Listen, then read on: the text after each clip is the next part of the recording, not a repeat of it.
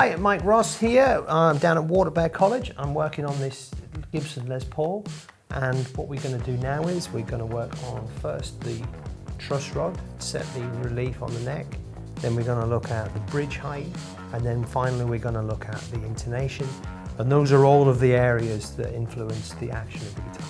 So first of all, as I said, we're going to look at the truss rod, taking the truss rod cover off, and on Gibson guitars you have a little socket, a hex socket like this.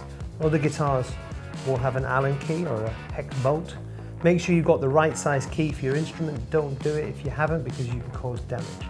Now, put simply, the truss rod is a rod. It goes down there like that. When you tighten it up, it flattens it, and when you slacken it off, it puts a curve in. So first of all, we're going to put one finger on the first fret here, on one hand, and then a little finger on the other hand. Press where the neck joins the body. It turns the string into a straight edge. And then have a look around 9th fret, use this finger to bounce that string, and just see how much of a gap there is between the string and the fret.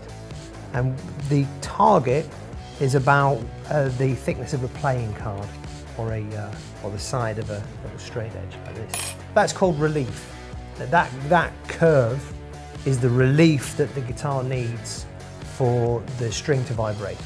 So there's a bit too much relief in this one, so we're going to take the key and pop it on the instrument, and we're just going to give it about a half a turn, maybe even a quarter turn just to start off with. Turn it to the right to tighten it up, and then have another look. Lovely. So that's kind of fixed that there. Sometimes they can take a while to move, so it's often best to under adjust, particularly if you're slacking it off. In this case, we're tightening it up. So I'm going to have another go there. I'm just going to see, kind of get a feel for this guitar and where the relief point is. I want to just give it a little bit more of a tighten.